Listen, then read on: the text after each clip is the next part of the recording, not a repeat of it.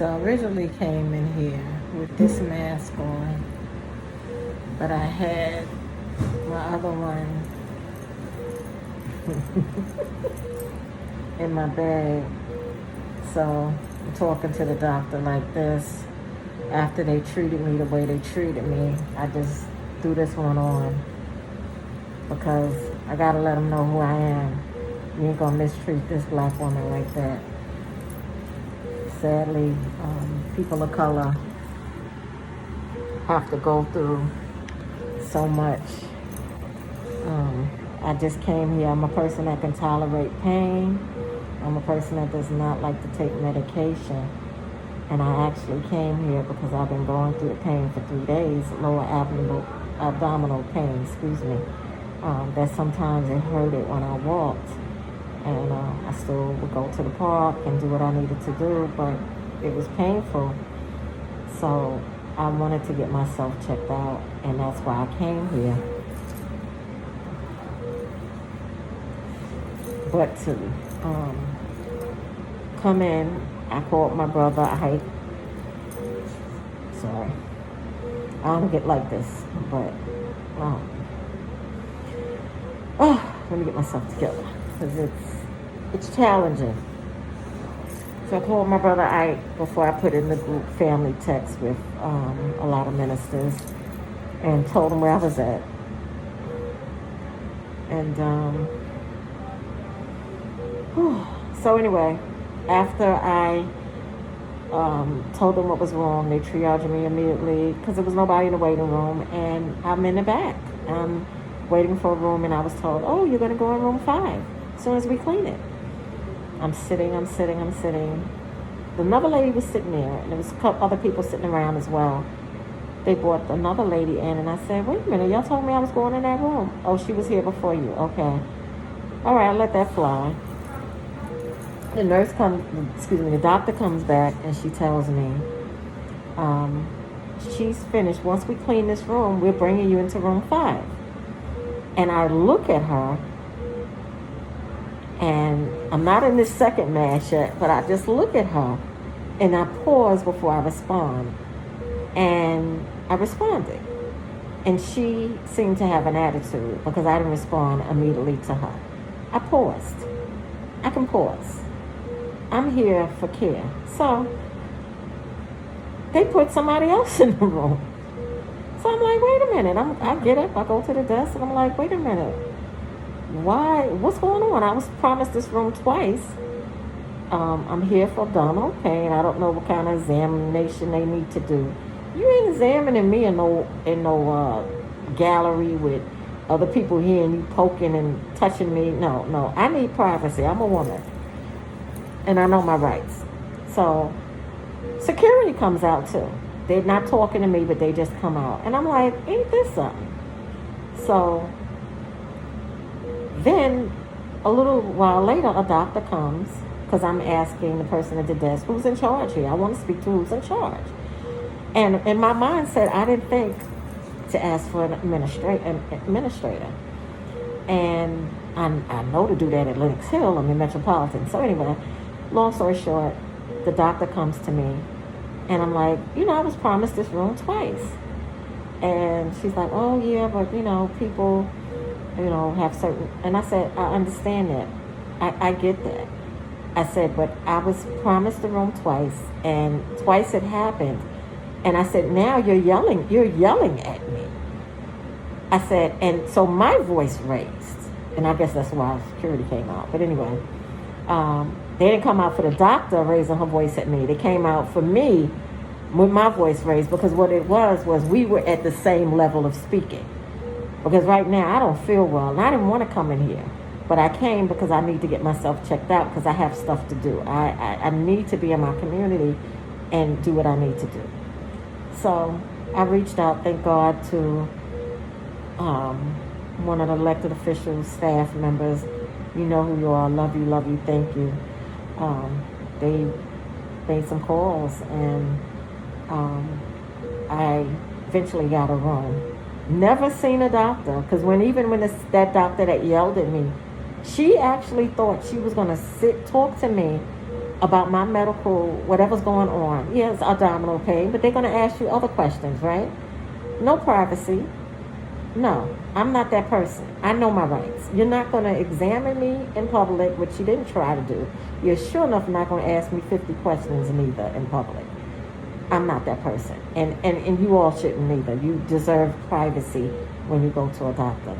So it is, I don't even know what time it is, but I guess it's after 7 because they done switch shifts. But I had to tell the doctor, I said, this is systemic, so. And then once I said that, I put my mask on because I had to let them know that, Black Lives Matter. And at the end of the day, yeah, I'm twisting it there because if you know your history and if you understand how black people are treated in hospitals, childbirth and so forth, for some reason they feel we can tolerate pain. I tolerated my pain for 3 doggone days and I finally came my behind in here. So for me to come in here, it was enough. I had enough. So anyway, I pray all is well. Another doctor did examine me a little bit. They're going to do run some tests just to see what's what. Yeah, so he even like, you got a primary doctor? So that sounds like, they about to send me home. And I'm like, I came here to be examined. I'm not going back home in this pain and we don't know what this is. So he's going to speak to an attendant and see what they could do. So I'm not sure what kind of test they're going to run. But let's get it going and let's find out what's this about. And hopefully it's nothing serious. I pray it's not nothing serious. Yeah, so that's that. Anyway, I bought my laptop. Got some writing to do and some reading to do. Get this, y'all. Your girl is back in school. I'm in CUNY. So it's a scholarship program, Resident Leadership Academy. So I'm in there. We finishing up our Bridges program this week, and then it's a 2-year course. It's only 18 credits. They're undergrad. I have my master in divinity, so it's not going to do anything, because it's undergrad courses. But it's gonna help me in my leadership, which I've done a lot of work with other organizations and doing some work since 2015, really strongly. Been in a lot of trainings and stuff like this. But I like what this course is gonna do, and we'll see what God says, because after this 2 years and I get the certificate, I'm gonna be looking to do my doctrine. Because God is moving. And for those that don't know, I have a brain injury from my fall. So sometimes I have cognitive issues and it's not easy to memorize things and stuff like that. Yeah, I'm putting my business out. But, I made it through my master's program with the issues I had. And I did not plan to go back yet, but I did consider definitely going for my PhD eventually. So going to do this 2 years, get the certificate, do all that I need to do in these 4 courses that we'll take each semester, and take it from there. So I love the class that I'm in. I love the students. I think it's I know it's another person that has a master's degree. You only needed a high school diploma and be a public housing resident. So this is the second time they're doing it. It's a little different with the Bridges program. So I'm excited to be embarking on this. And I just pray that, I can continue on and do this. The semester will start in February.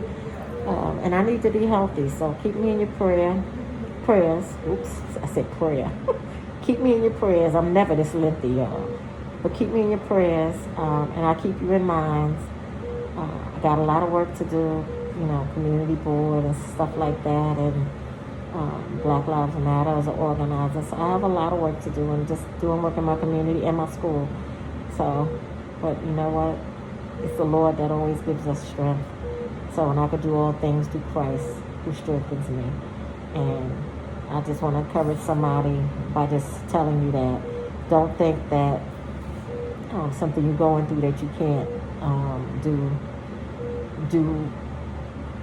do something. I'm losing my thought. Don't think you can't do anything. Just trust in the Lord. Nothing's too hard for God. And I'm here, and I'm in Metropolitan. A lot of people go, oh, why you go to a city hospital? It's a couple of blocks from where I live at. I don't have to pay a cab fare, and I can walk back home. 2, 3, 1 o'clock in the morning, I will be walking my butt back home. Prayerfully if they discharge me. So it's close to home. But this experience has made me look at things a little different. And also just being an activist and an organizer and knowing how care is done with black people, how we're treated. And for me to go through what I went through tonight and really just sit here and wait for somebody coming in. They went to open the door. I don't know if they were coming or not, but for what I had to go through, it's telling. And I really got to see it for myself. And it's not cool. It's not cool. So speak out, speak up. Always ask for an administrator. You should be treated humanely. You are somebody. I am somebody. And like I said, this mask only came on after the fact. So, and I guess they caused themselves punishing me, maybe by making me wait an hour and a half, 2 hours. And I finally seen a doctor, finally got a room. But the administrator did come speak to me. So, but like I said, she only basically advocated for the doctor, how great she was. So that's another part of being dismissive. The dismissiveness, telling me how great the doctor is, but the doctor didn't treat me great, and I have a right to feel what I felt, because both of the doctors were, to my knowledge, from what I've seen, Caucasian. The first one, she could have been something else, whatever that something else is, but they appeared to be two Caucasian doctors. So I will be writing up something and CCing the elected officials that cover this area. I am in the 6'8" AD, as my assemblyman always says, in the 6'8". I'm definitely gonna, put something out and CC them in it, make sure they have a copy of it, and hopefully nobody else has to go through this experience. Because when you come for care, you expect to be treated decently. I would have rather sat in the waiting room for 2 or 3 hours than have endured what I had to endure, to be honest. Because at least you're not back close to the doctors. I'm right out there with the doctors, bypassing me and telling me I'm getting into a room. So, leaving someone in the waiting room would have been better. But there was nobody out there, so I guess they had to bring me in. But when they offered me the space, the gallery with the other people, like, no, you offered me a room. I'm not, but it's quicker. That's okay. We can play this game. You're not going to stick me. Oh, it's a curtain there. No, you're not sticking me in a gallery with a bunch of people that's sick. I'm not coming here for no cough, for no cold, or nothing like that. So, and thank you for all the texts. People seeing this on Facebook. Well, not this, my post. And been reaching out to me. So I really appreciate it. And the post that some people put up. Probably post this tomorrow. Sometime tomorrow, sometime tonight. Because it's kind of lengthy. I need to get off. And I hope I'm okay that I can get to my podcast tomorrow. So, but if not, if I gotta rest, I'll rest up. Maybe they can Zoom me in or whatever. Or I could be on the phone. But it is what it is. See, I'm always thinking about still doing. So sometimes you gotta just, like I know, be a good friend to myself. Like my buddy Mr. Z will say, be a good friend to yourself, Sam. All right, but God bless you all. I did not try to do 15 minutes. Oh my goodness, this was supposed to be a short video. I don't know if I'm gonna put this out. If I put this out, y'all should be surprised, because I might just chop this up or re-record it. Just 15 minutes. I gotta go. All right. God bless you all. I love you all, and thank you for your prayers. I read all the posts, and some of you all just tickled me, especially my sister in Staten Island with the last name Coleman, my cuz. Whew. All right, and somebody was like a Uber. Yeah, okay, I'm a Uber right away. I know y'all got me because I would have y'all too. All right, later. Blessings.